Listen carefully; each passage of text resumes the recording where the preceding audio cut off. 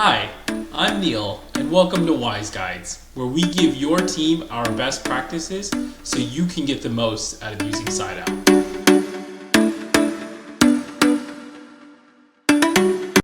In this video, I will show you how to leverage using SiteOwl to help you build and maintain your bill of materials.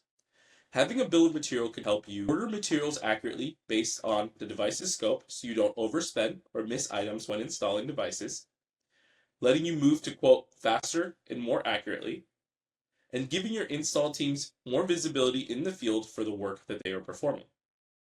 In this view, as you can see, I've started a design project upcoming.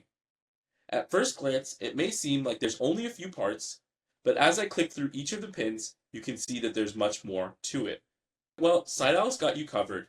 As you continually add parts, SiteOwl's keeping track of every single part you add and creating a list for you not only to validate, but one that you can use to quote and order materials based on.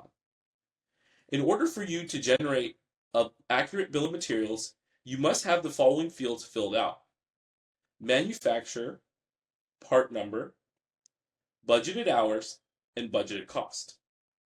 For tasks, some of these fields may be limited, but you can absolutely capture what you need for the quoting process.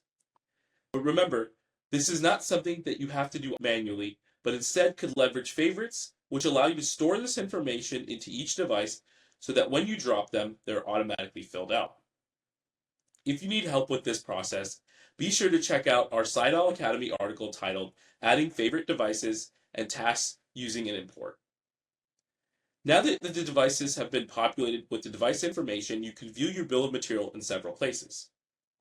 First, you can use the Count button to validate your counts for each of the system types, and you can expand this to look at each part number with the total amount for each one.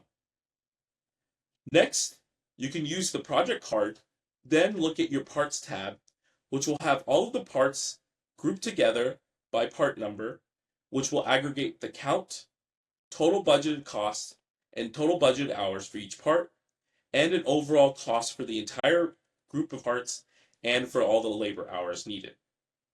Lastly, you could go to the project devices to get an expanded view for this to include more information than just this right here.